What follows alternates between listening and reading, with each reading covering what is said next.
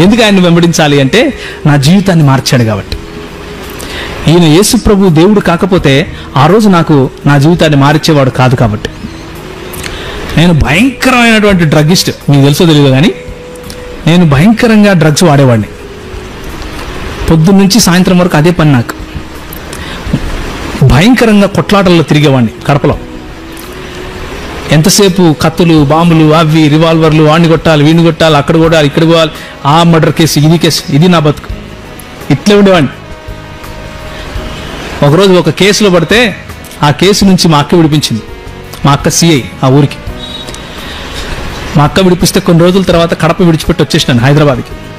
హైదరాబాద్ విడిచిపెట్టి వచ్చేసిన తర్వాత ఇట్లనే ఒక మీటింగ్లో ఒక ఆయన తెల్లబొచ్చేసుకుని దేవుని వాక్యం చెప్తూ దేవుడు లోకమునకు వెలుగై ఉన్నాడు అన్నాడు. ఓ సూపర్, నో ప్రాబ్లం అన్నాను. నాకేం ప్రాబ్లం, ఇక్కడేమో అందరు గిటార్ కొట్టి పాటలు పాడుతున్నారు, నాకు గిటార్ ఇష్టము, అందుకని కూర్చున్నాను.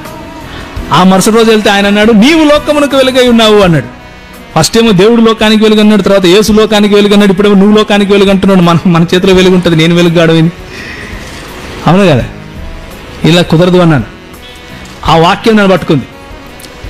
యేసు వెలుగు కాకపోతే, చీకటిని ఛేదించే వెలుగు కాకపోతే నా జీవితంలో వెలుగు వచ్చేది కాదు. యేసు దేవుడు కాకపోతే నా జీవితంలో వెలుగు వచ్చేది కాదు. యేసు ఆ వెలుగును సృష్టించినటువంటి దేవుడు కాకపోతే నా జీవితంలోకి వెలుగు వచ్చేది కాదు. యేసు దేవుడు కాదు, చిన్న దేవుడు అని ఈరోజు నువ్వు చెప్తే నేను ఈ బైబిల్ విడిచిపెట్టి పోవడం బెటర్. అందుకనే ఒకే కులం అన్నాను, సేవకులం. ఈ యేసు దేవత్వాన్ని నిరూపించుకుంటూ పోవడమే నా పని. ఒకరోజు ఇట్లే హైదరాబాద్లో ఒక చిన్న పుస్తకాలు కొనుక్కుంటున్నాను. పుస్తకాలు కొనుక్కుంటుంటే ఒక ఆయన గడ్డం పెట్టుకుని టోపీ పెట్టుకుని వచ్చాడు. వచ్చి ఒక కరపత్రం ఇచ్చాడు. అందులో ఉంది ఎవరు చెప్పారు యేసు దేవుడు అని. ఆయన చెప్పాడా, బైబిల్ ఉందా, బైబిల్ అంతా చెడిపోయింది, మీ వాళ్ళంతా అబద్ధం చెప్తున్నారు, టక్ టక్ టక్ టక్ టక్ చెప్తున్నాడు. నాకేం అర్థం కావట్లేదు, ఇట్లా ఇట్లా కొట్టేస్తున్నాడు. అంటే మాటలు నాకేం అర్థం కావట్లేదు, ఊపిరాట్లేదు అసలు. నా పక్కన అన్నున్నాడు, ఆయన నన్ను ప్రభువులో నడిపిస్తున్నాడు, అంటే కొంచెం శిష్యత్వంలోకి నడిపిస్తున్నాడు.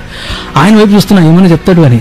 ఆయన అంతా విని మళ్ళీ మాట్లాడుతా నీతో అన్నాడు. ఓయమ్మా ఇదేంది, అన్ని మాటలు ఆడనేసి వెళ్ళిపోతుంటే మళ్ళీ మాట్లాడుతానంటాడేంటినా.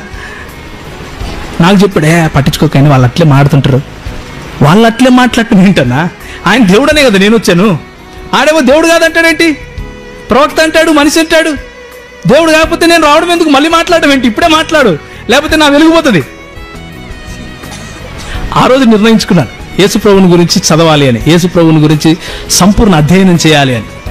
నేను చేసినటువంటి నా 16 ఏళ్ల అధ్యయనంలో నేను కనుగొనింది ఇదే. బైబిల్లోని ఏ లేఖనము కూడా దేవుని యేసు ప్రభు యొక్క దేవత్వానికి వ్యతిరేకంగా లేదు.